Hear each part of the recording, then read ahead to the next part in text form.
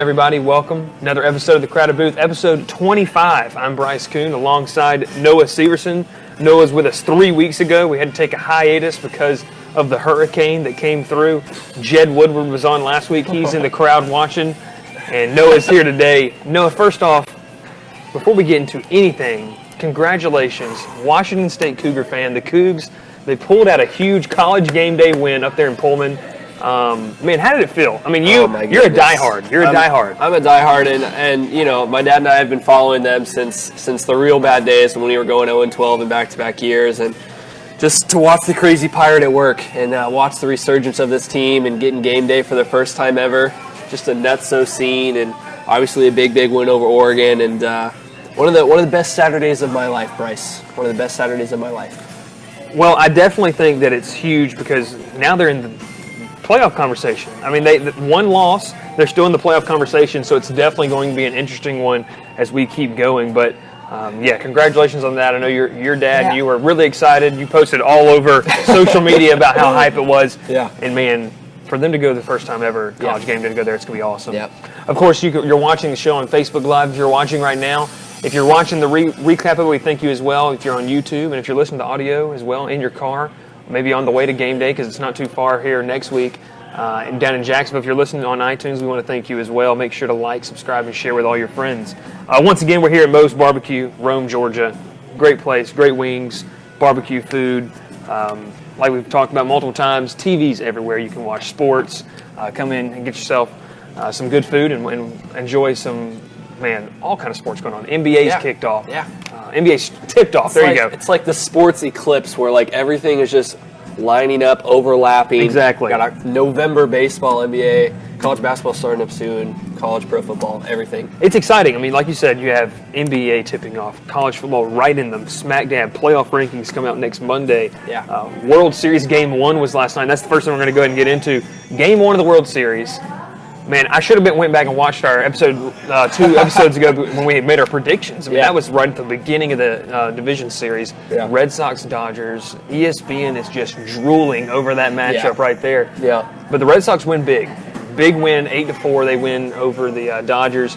And it talks about how good that offense is. And Clayton Kershaw, he's just struggled a lot in the playoffs, and that's kind of his history. Yeah. What do you think about it? You think the Dodgers can come back? I mean, they got Ryu on the mound next in Game 2. It's hard to beat that team with that offense. Yeah, it's a really tough offense. Ryu has had a nice postseason. We saw what he did against the Braves. But that Red Sox offense, just top to bottom, 1 through 9, and the guys that they bring off the bench. I mean, it's just crazy the names that they throw out there. You think about the postseason, you think about great pitching and low-scoring games. And this was a tight game up until the 7th inning. And Eduardo Nunez hits that 3-run home run to make the score appear as if it's larger than the game actually was. But Boston has some great pitching, great bullpen. They got Kimbrel in the closer spot, and some really great relievers to get them from the 6th inning to the 9th inning. So they're a juggernaut, and the Dodgers should be able to make this a close series. But I think the Red Sox should win in 5-6 games at most. Well, the title of our episode 2 episodes ago was Bama and Red Sox all the way, and we picked the Red Sox I picked the Red Sox to go all the way. You picked the Astros to come out. I did pick the Astros and the Brewers, but so that might have been the de facto World Series right there. Yeah. The Dodgers are a very talented team. We've seen them kind of at moments show the glimpse of they're on the same elite level of a team like the Yankees, the Dodgers. I mean, the Yankees, the Red Sox, and the Astros. I just don't know if they can put it all together. Kershaw, greatest pitcher of my lifetime. I mean, he's an awesome pitcher. He struggled in the postseason, and I think that you saw that. And like you said, it was a good game. It's not like Red Sox went in there and blew them out. I just think from that 6th inning on, it seemed like home crowd. I mean, when you're playing at Fenway in October, late October, early November, it's a completely different ballgame. Yeah. I mean, that's postseason baseball right there. Yeah. And so we talked about it too 3 weeks ago about postseason baseball's here, and man, what a way to wrap it up with Red Sox-Dodgers World Series. Yeah. I think an interesting thing to see is the Dodgers bench could be starting anywhere else, and we talked about that. Yeah. I mean, their bench is so loaded. Can that come into play, especially when they have to go play back in NL where Boston's going to have to really find, okay, who are they going to sit? Right. Because they're not going to be able to throw that ninth guy out there. They're going to have to throw the pitcher in to hit, and that would be something interesting to watch. Right, absolutely. I was watching last night, and they bring the NLCS MVP Cody Bellinger off the bench. Like the guy who just clinched the series for them, the guy who is literally the Conference Series MVP, and he's coming off the bench. Just insane the amount of depth that they have. But it's interesting with the World Series, the way that it works. AL ballpark, NL ballpark, you play by different rules. And it's really up on the managers to adjust to that. So that'll be interesting once the series goes back to LA, how that changes things. I think it's going to take a look, really, the depth of both teams. Boston's a deep team, very good team. Dodgers are as well.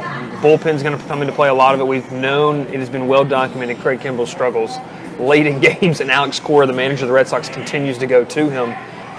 It's going to be interesting. Game 1 was last night. Red Sox victorious in that one. Like I said, Eduardo Nunez, that hurt Yankees fans. Yeah. To see a guy like Eduardo Nunez hit a home run, and a former Yankee himself, and they got beat. I know a lot of Yankees fans had to take that one, and it's a tough call for Yankees fans where they want to go for. Yeah. Not big fans of the Dodgers either. No. So I was talking to one guy as a Yankees fan today, and he was like, "I don't really care. It's whatever." But nevertheless, postseason baseball, the World Series, the Fall Classic, you got to love it. And you talked about, as we move into the next part, just the kind of mecca of sports we have going on right now, the NFL. As we transition over into that, the NFL, man, it's been an interesting season. We've had the Le'Veon Bell drama. Yeah.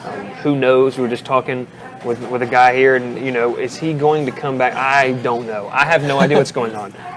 It's going to be interesting though to see how the Steelers pan out. But I want to get your take on these two questions, Noah, as we get into this and the NFL. First off, what are the Giants doing? The Giants, if you haven't paid attention, Monday Night Football, national television, play a struggling Falcons team. And as a guy who grew up a lifelong Falcons fan, Falcons are struggling. Defense is decimated. But Matt Ryan has been playing at elite status all season long. So he goes in there, torches a Giants defense for over 350 yards passing, over 2 touchdowns. You see this defense, then they just treat Eli Apple, arguably one of their better corners, one of their better defensive players on the field, than their former all-pro defensive lineman. But the wrong Eli. We were just talking about, Barkley's an amazing talent. Yeah. Beckham Jr., one of the best receivers ever. Yeah. What is your take? What are they doing? It's just it's hard to watch Eli Manning play, and you look at the pieces around him, and obviously the offensive line has had its fair share of struggles. Eric Flowers, former first-round pick, gets released. That just shows you, if he's getting released, how bad this offensive line is. Odell Beckham Jr., a top 5 wide receiver. Saquon Barkley, we can already say, is arguably a top 5 running back. Yeah. I've got him on my fantasy team, so I watch most of his games, so I might be biased in that. But as you said, they've been investing heavily in their defense before Saquon, so you'd expect more things out of them. As far as the in-game play calling, we saw in that game a couple times they went for 2, a couple odd decisions that the numbers backed up, and obviously it didn't turn out in their favor, but that game was a lot closer than it looked. You saw Odell Beckham Jr. drop that 2-point conversion there at the end. Yeah. Giants come down the field, and they have 3 tries on the 1-yard line, and they eventually score, but over a minute and a half comes off the clock. And in the NFL, games are so close that it's just those little things. It's the things around the margins, the details that matter so much. But yeah, it's confusing watching what they're doing, both on the field and in the front office. Well, and you have a guy like Odell Beckham Jr. who voices his complaints. And in the biggest media market, in the U.S., in New York, so everything is magnified. It's not St. Louis. It's not Oklahoma City. It's a, no offense to those cities, it's New York, the Big Apple. And you have a guy, like you said, Barkley, top 5 running back. I agree with you. He's not on my fantasy team. I just got beat by him this week. He's a heck of a player. Saquon Barkley, Odell Beckham Jr., that is a core that Barkley's 22 years old. Odell Beckham Jr.'s not that much older, just signed a long-term deal. Yep. It would not surprise. He's got to get benched at some point this season. It's Eli Manning. Honestly, as an NFL fan, it's sad to see Eli Manning struggle this much, because the Eli Manning I remember is throwing the pass to David Tyree to beat the Patriots in the Super Bowl, not the one that's looks lost. He just looks like a deer in headlights, honestly, and I think a lot, you said, goes to that offensive line. Struggled immensely against a team with no pass rush this past week. Yeah. The Falcons, who within the first half had 4 sacks already. Yeah. Tied for 29th in the league in sacks coming into the game. That just speaks to how bad this team really is. I think it's going to be something in an NFC that is only getting stronger. They're really going to have to make a look at a quarterback change in the upcoming draft. Yeah, and they're still not out of it. Like, the NFC East has been floundering so much. The Redskins are, like, leading the division with a 4-2 record, and you look at them and they're no juggernaut. The Eagles have yet to wake up, and they're a sleeping giant, but Cowboys struggling a little bit. The NFC East, it's still kind of wide open, and you have to wonder, I don't know, like, the Giants, if there's anything better on the bench. You'd think that this first round of this 2019 draft, they look at guys like Justin Herbert from Oregon, they look at guys like Will Greer from West Virginia, and they're looking at taking a quarterback. But as you said, it's tough to watch our legends die, right? It's tough to watch our legends shrivel up. You think of Carmelo Anthony and all the guys that are washed up that are just pushing it maybe a year, 2 years too far, right? And trying to squeeze the last of the talent they have left. And Noah, you just named two guys from New York that have been in New York, and I got a third guy, David Wright of the Mets, who had to retire this season. Yeah. So you got New York suffering. Eli Manning, when about 5 years ago, that was amazing. Yeah. Eli Manning, Carmelo, and David Wright, you were thriving, and now it's tough to be a New York sports fan. But I agree, the Giants struggling. Another team that has received a lot of scrutiny, made a lot of moves recently, is the Raiders. Yeah. I mean, John Gruden has been interesting nonetheless, trading Khalil Mack, saying he didn't want to play. Yeah. Khalil Mack has done nothing but wow. There's a top 5 defense in the NFL. Yeah. But you were talking about they're stacking draft picks. Just traded Amari Cooper for a 2019 first-round pick. Yeah, it's so interesting because, the big thing in the Major League Baseball and in NBA is the whole idea of tanking, right? You lose really hard, you stockpile those draft picks, then you become good. That hasn't been done in the NFL, right? You're trying to win every single year. Head coaches have this one-year mentality where I have to win as much games as I need to in order to keep my job. And you just haven't seen it. John Gruden, he gets a 10-year, $100 million contract. How do they have money for anybody else? Yeah, not only that, but it gives you, like, no other coach is signing 10-year deals, right? So it gives him a more of a long-term perspective. They trade Khalil Mack and Amari Cooper. I saw a stat like on ESPN, it's there are only 2 Pro Bowler draft picks within the last 13 years, and they trade both of them away. And then John Gruden keeps on going on television saying that his team needs a better pass rush. Well, you traded away the best pass rusher in the league. Yeah, so, you just traded away Khalil Mack, who has done nothing but dominate in a Bears uniform. Yeah, it's weird to watch. With the Raiders, you can justify it a little bit more than the Giants because, as you said, they're getting the draft picks back. Are they going to be better in the future? Then there's this uncertainty with Derek Carr. Where is that franchise at? I don't know. It pains me to see Marshawn Lynch, one of my heroes from the Seahawks days, have to play on that team. You talked about a guy like Derek Carr. This is a team that is removed from being one of the top teams in the league. Just a couple years ago, Derek Carr doesn't break his leg. They're a playoff team, winners of the AFC West. Now the Chiefs are obviously the king of that group and close behind. But definitely, you said it's a tough thing to see a guy like Derek Carr, Marshawn Lynch struggling, obviously, struggling to get on the playing field. He might be done for the season now. But Derek Carr, I mean, there's the whole thing with on Sunday, and this is something that I'm sure viewers have seen. Was he crying on the field? Have you seen this? I saw that little clip. I can't fault him too much for that. You're in the heat of the game, and I understand that athletes' emotions get high. You're so invested in this game that you've been playing since you were a kid. But yeah, it's kind of weird. It was interesting. Very interesting. With that word. Very interesting to watch indeed. Is the Raiders and Giants, honestly, some of the more storied franchises in the NFL, really struggling in interesting ways. As once again, we're here, Moe's Barbecue, Rome, Georgia. I want to thank them for coming out and everyone and for viewing this show. Once again, Facebook Live right now. If you're watching on YouTube, if you're listening to it on iTunes, thank you as well. Make sure to like, subscribe, and watch for more as we got some very interesting stuff coming up. As now we get into Noah's bread and butter. And if you don't know, Noah's a writer over at fansided.com for Soaring Down South, covering the Hawks. Now himself, he's got the Portland Trail Blazers shirt on, but he's been paying some really close attention to the Atlanta Hawks and a big matchup tonight. Before we get into what we're going to talk about, talk about the matchup tonight. Mavs, Hawks. I mean, ESPN primetime Wednesday night basketball. No, and it's not two titans of the National Basketball Association, all right? The reason why they're showing this game in primetime, 7 p.m. on ESPN, is because of the storyline between Doncic, Trae Young, the Mavs, and the Hawks, the crisscrossing. The Hawks originally selected Luka Doncic, all right? He was in consideration to be the number 1 overall pick.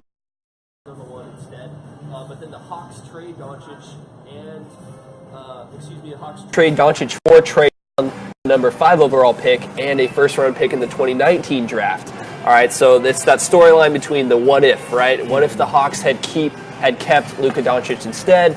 And for the rest of their careers, these two players will be locked, intertwined together, just the same as Greg Oden and Kevin Durant are, and all the drafts, from years past, how players get intertwined, their legacies. So it'll be really interesting to see how they match up against each other. It should be a good game. The Hawks are really entertaining to watch. They're a high-scoring game. They get up and down the floor. They got Jeremy Lin, Vince Carter, Trae Young. Taurean Prince is a really good player. So it should be a good game. It should be fun. I think one thing that's interesting to see as well, when you have both of these teams, you talk about the storylines, the Mavs on paper don't have a bad team. No. They really don't. Yeah. Harrison Barnes honestly might be a little overpaid, as is everyone in the NBA. But yeah, a guy like Harrison Barnes, then you take, look at their Dennis Smith Jr., electric point guard, very athletic guy. Yeah. It should be a good matchup. Yeah. I mean, you're going to have a really good matchup. Trae Young's going to have his hands full with Doncic, whoever he's guarding out there. Yeah. You talked about Prince, you talked about Collins. But yeah, definitely. These guys are going to be intertwined the rest of their career. Yeah. When you're traded like that, flip-flop, it's going to be interesting to watch, to see the matchup night, and it's going to be the first of many. Hopefully. Yeah. I mean, hey, who knows? 10, 15 years down the road? Magic and Larry Bird. Maybe reincarnated. Maybe it's a finals history, finals lore. These two guys lead their teams. And I don't think that too far down the road. I might be a little bit biased covering these Hawks so closely. They've never cracked that upper echelon. They've had good teams that have gone to the Eastern Conference Finals. You and I were talking about the teams of a couple years ago in Atlanta of Korver, Millsaps, Horford, 50, 60 win teams that just didn't have that transcendent superstar to send them over the top. And LeBron was in the way. LeBron was in the way. LeBron's not in the way anymore. But looking down the road, they need that player to crack that echelon. Superstars get you to the finals. The Hawks aren't going to the finals this year. They could very well have the worst record in the NBA, but they're going to be fun to watch while they do that, while they get the least amount of wins in the NBA. At the brand new State Farm Arena. Yeah. What did you want to call it? I wanted to call it the Waffle House. I just think it'd be interesting. There's a staple of Atlanta. Yes, exactly. There's certain brandings calling them the Waffle House Warriors because the Warriors. The executive, Travis Schenck, who came over to be the GM of the Hawks, he's trying to build them in the spell. You got Amari Spellman, kind of in the Draymond Green prototype, Kevin Huerter from Maryland in the Klay Thompson prototype, and then obviously Trae Young with the Steph Curry connection. Steph Young. That's one of Trae Young's possible nicknames. This is one of the pieces that we put up on Story Down South. What is going to be his nickname? All right, is it going to be Trae TL, Replay Trae, Ice Trae? There's so many options. But yeah, Hawks, they're going to be really entertaining to watch, and I'm excited about it. Now we get into real contenders, which is neither the Mavs or the Hawks. No. And I'm going to throw some teams at you. You tell me if they're a contender or a pretender. We tried this last week, and I could not pronounce the word pretender. But now we're going to do it again. All right, first team. I'm not going to give you the Warriors. That's too easy. Yeah, the Warriors. You got to give them the ring. But let's go with the Raptors. Yeah. Are they a real contender? Not for the East, but for the NBA Final as a championship. Yeah, I just don't see them beating the Warriors. I see them getting to the NBA Finals. Coming into this year, I would have told you hands down Celtics. And they still have, we're 3 games into the season, so we're in prime overreaction territory. Yes, there you go. But Gordon Hayward's still working his way back from injury. They've got Kyrie Irving, Jaylen Brown, Jason Tatum. What a core that is. Jason Tatum is amazing. Absolutely. He's a star. He's a star.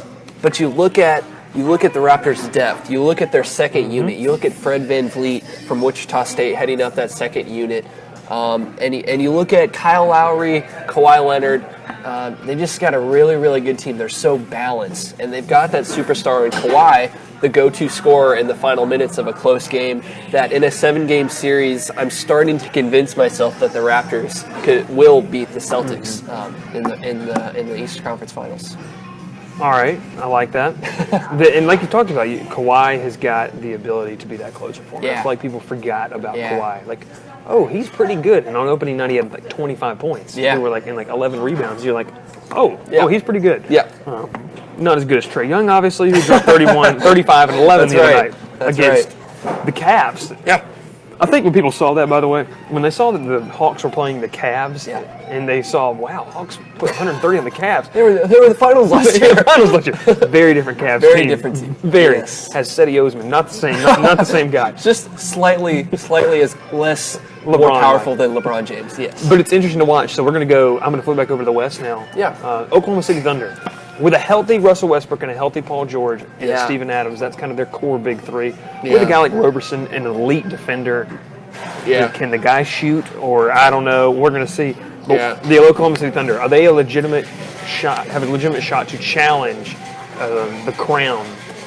The Thunder, as far as I can see, in the West, it's all a challenge. It's all racing for second place. Mm-hmm. All right, and the Thunder have as much of a shot as getting second place as anyone else in the West. You look at Robertson; they missed him dearly the last part of last year. Russell Westbrook, Paul George, they have another year to reorganize that chemistry. Paul George is locked down for the future. Westbrook is locked down for the future. They were a little bit disappointing last year as they lost to the Jazz in the playoffs. I think they can contend for that number 2 spot. They've started out this year 0-3. They've got some problems on the defensive end. Russell Westbrook obviously was injured for a couple of those games, but as they start to work through the schedule, I think they can definitely be a fourth, a third place, a second place team in the West. We're going to flip back over to the East, and this is going to get a little bit of a reaction from the viewers here today. But the Philadelphia 76ers, are they a legitimate threat to represent the East in the finals? Yeah, I think they're a legitimate threat. The East, it's an interesting. I think right now they're in a second tier below the Celtics and Raptors. I think they have a legitimate shot at reaching the finals. When you got players like Simmons and Embiid, 2 superstars right there, JJ Redick, a phenomenal player. They got eviscerated by the Celtics on opening night. All right, the Celtics just exposed them. Thank you. Where did you hear that? Thank you so much. I read. Sometimes I read. But they got blown out. And they got beat by the Pistons last night, of all teams. Blake Griffin went off with the 50-burger. Blake Griffin showing off his point forward abilities. Jeez. Yeah, I think 76ers, in terms of reaching the finals, I'd say they're a pretender. In terms of reaching the Eastern Conference Finals, I can say they have a realistic shot at doing that. I think that they are a young, upcoming team that's only going to get better. And we're not even going to go with the Celtics because I feel like they're a contender. The last team that I know everyone is loving, America's team, the most popular team in the world right now, the LA Lakers. Oh, my gosh. So they get LeBron in the West, and they're 0-3. Yeah. Kobe Bryant was interviewed last night, asked about would he come back, and he goes, I guess if they go 0-5, I'll come back. But for real, what do you think about this team? Yeah. LeBron is LeBron. But what do you think? Your Portland Trailblazers beat them on opening night.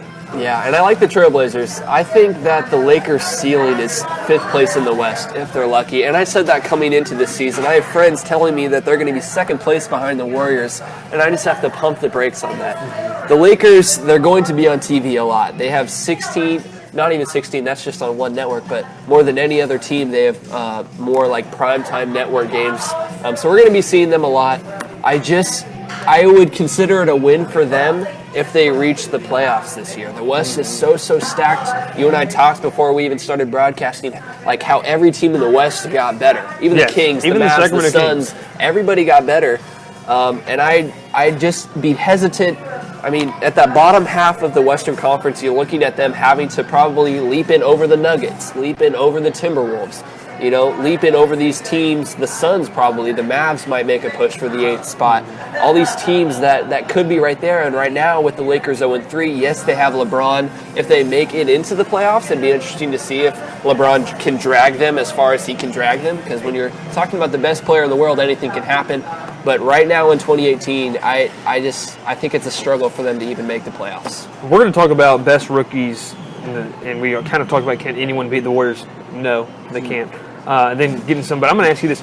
Is this Lakers team here in the 2018-2019 season, is it better than last year's Cavs team?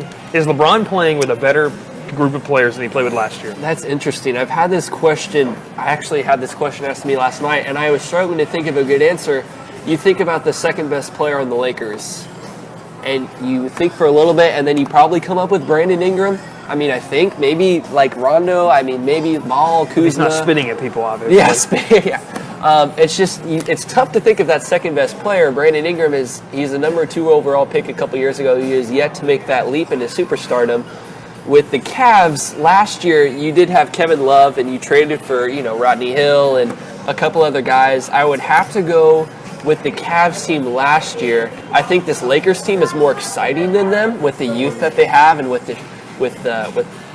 Kuzma is a really fun player to watch. JaVale McGee, I mean, he doesn't even look like he should be in the NBA, but yeah, he throws down on people, and he's a really fun guy to watch. Lance Stevenson is a character straight out of a movie. And they're fun to watch. I would give the edge to the Cavs. I think if the Lakers were in the East, they could probably still reach the finals from last year if they had to play the Kyrie and Gordon Hayward-less Celtics. But I would give the edge to last year's Cavs. I like that. I mean, the Cavs were more of a veteran team. Yeah. And I feel like on this team, the veterans are really LeBron, Caldwell Pope, if you want to call him that. Rondo, Stevenson, but none of those guys you're really super excited about. Yeah, you're not going to write home to mom about those guys. Yeah. I think, but it's an interesting conversation to have, and I think the Lakers are, like you said, going to be well documented all season long. I feel like they're going to be on ESPN basketball, Wednesday night basketball every weekend. And that's their plan. They're trying to get back to the Showtime Lakers spot. And this year with LeBron, you have to think that you want to be contenders, but they're looking ahead. All right, as much as they might tell you that they're not, they're looking ahead to the summer of 2019. They're looking ahead to when Kawhi becomes available, Jimmy Butler, Kyrie Irving, thrown out there. He's already kind of said that he's going back to the Celtics. Klay Thompson available. So you've got to act like they're going to have a shot at one of those superstars next summer. And then after that season, 2019 season, then I can see them possibly becoming contenders. All right, so now we got some rapid-fire questions for you. I'm going to give you a couple questions, your predictions for how the whole year is going to lay out. Yeah. And you got to give it to me real quick. The best rookie out of this class. Yeah, I think Rookie of the Year and Best Rookie, like further down the road, end up being two different questions. I think Rookie of the Year ends up being Trae Young. He's got the green light in Atlanta. He's going to put up so many shots. He's going to get a lot of playing time this year. Aiden, Doncic, they could give him a run for his money. Kevin Knox up in New York is my sleeper pick, but I think Young ends up pulling it out. He'll end up averaging over 20 a game, probably throws in 7-8 assists. Doesn't make the All-Star team, but he gets Rookie of the Year. Are your MVP of the whole campaign?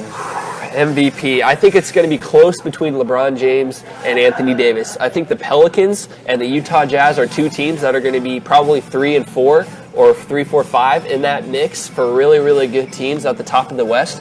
I think Anthony Davis ends up getting his first MVP award. LeBron James, if he can carry the Lakers into a good playoff seed in the West, year in, year out, there's so many years where he could have gotten MVP, where he's probably the best player in the league. They don't give it to him.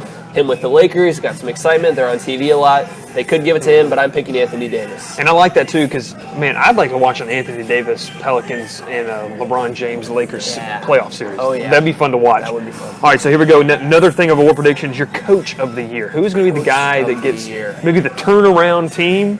Or who's your coach of the year? Yeah, I think Luke Walton has the best opportunity depending on how this Lakers season goes. Alvin Gentry and the Pelicans could be a possibility. Brad Stevens obviously is probably the favorite right now, depending on if he can take the Celtics to the finals. So I'll go with Brad Stevens. All right, now we're going to go. Give me your Western Conference Finals matchup.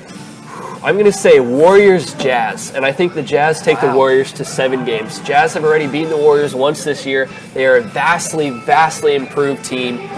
Just watching their rise, watching them in the playoffs last year, they are so, so good. Underrated playing in that small market in Salt Lake City, but they are so fantastically good, and I think they take the Warriors to 7 games in the Western Conference Finals. And I think one thing interesting about that Jazz team, after Hayward left, everyone's like, okay, whatever. Yeah. Gobert is an elite rim protector for that team. He's my defensive player. I mean, Donovan Mitchell kind of just made everyone almost forget about Gordon Hayward. Yeah. And they got a bunch of complimentary guys that are very good. The new white mamba, Joe Ingles. He's so fun to watch. Joe Ingles is a very good player. Yeah. He's out there trash-talking whoever he's playing against. He was trash-talking Kevin Durant. He's guarding him like crazy. Ended up having 27 points in that Warriors game. He is must tune in. Joe Ingles, baby. The Jazz are must-watch TV, which Noah Severson is saying right now. All right, Eastern Conference predictions. Yeah. What is your Eastern Conference Finals prediction? Who's in the finals? I've talked myself into it. I'm going to pick the Raptors over the Celtics in 7. and I think it'll be a really, really entertaining series. I think the Pacers and the 76ers will at some point, even the Bucks might work themselves into conversations to be in the Eastern Conference Finals. We'll see what happens come playoff season, but I'm going to side with Kawhi Leonard and the Raptors to beat Kyrie Irving and the Celtics. All right, I like that. Then your finals. Who wins the finals? Let me think. Warriors in 5. I think Kawhi steals a game, but the Warriors are just so good. I mean, they snatch up every year. They seem to add more players that the rest of the league is sleeping on. This year they get Jonas Jerebko, who's a really, really solid rotation piece. Jordan Bell has gotten a year older. We see Damian Jones dunking on people already this year, the guy at Vanderbilt. And then they got that guy who's supposed to be pretty good. Usually played center last year. Yeah. I think they signed him. He'll come back, but DeMarcus Cousins, I've heard he's pretty good too. Yeah, he's okay, and he'll come back right at the prime time when they're starting to. Oh, thank you. Thank you so much. When they're starting to gel and get ready for that. Oh, I love that crackling, that playoff push, and that he just makes the Warriors scary. He just makes the Warriors scary, and that's I can't even believe I didn't bring him up, but yeah. Warriors. Yeah, Warriors. They're gonna dominate as we transition here. Once again, we're at Moe's Barbecue in Rome, Georgia. They just brought out some pork skins, which are phenomenal. We had them last time out here, and we're gonna be able to get on that. If you're in the area, come on down every single Wednesday, 4:30. Whether it's Noah and I, it's me and another guest. We're gonna be here and just hanging out and talking sports and eating some good food. And Noah, I like what you said about the Eastern Conference. I mean, I think Kawhi could steal a game. I think they could steal a game. But right now, it's the Warriors and everybody else. And it's going to be an interesting season to watch nonetheless. And thank you for saying that it's going to be an interesting season. People on Twitter, with those Twitter fingers saying that, there's no point in watching. The Warriors already got another ring. No, there's so many storylines. Mm-hmm. There's so much star talent. So many awesome rookies. The Hawks, who last year might have been unknown around the country. Nobody's tuning in. They're tuning in because of Trae Young. And we talked about how so many teams are getting uplifted by these superstar rookies. We got so much talent, so many cool storylines. We didn't even talk about Jimmy Butler being locked up in Minnesota. There's Kevin Durant possibly to the Knicks next year. 2019, rumors flying everywhere. The Jazz are going to be really good. There's just so many storylines that whenever you tune in, you're watching something. Embiid is a highlight unto himself with the 76ers with his trash talk. If you're watching Embiid's social media, Instagram, Twitter, that's a storyline in and of itself. And Joel Embiid's social media. You talked about Jimmy Butler. I mean, Jimmy Butler, hey, if you got a team that's struggling, go ahead and just run your 2s and 3s out there, add Jimmy Butler. He'll beat everybody. And that's what he did up in Minnesota in practice. Yeah. But thanks for coming on once again. Yeah. As we wrap up here, we're going to not forget about you college football fans. College football, obviously, an amazing time of the year. We talked about always intertwined with everything that's going on in sports. College football is one of those big things, especially here in the South. I have the privilege. Crowded Booth's going to be at College Game Day this weekend in Jacksonville, Florida, Georgia, Florida. It's going to be a fun game. I'll tell you one thing.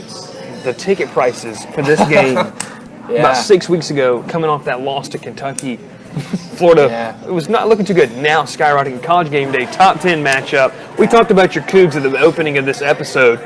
But Georgia, Florida, the primetime 3:30 CBS game. It's going to be a fun game, and it really separate for the SEC East who's going to get to be the sacrificial lamb for Alabama in SEC championship. But once again, thanks for coming on.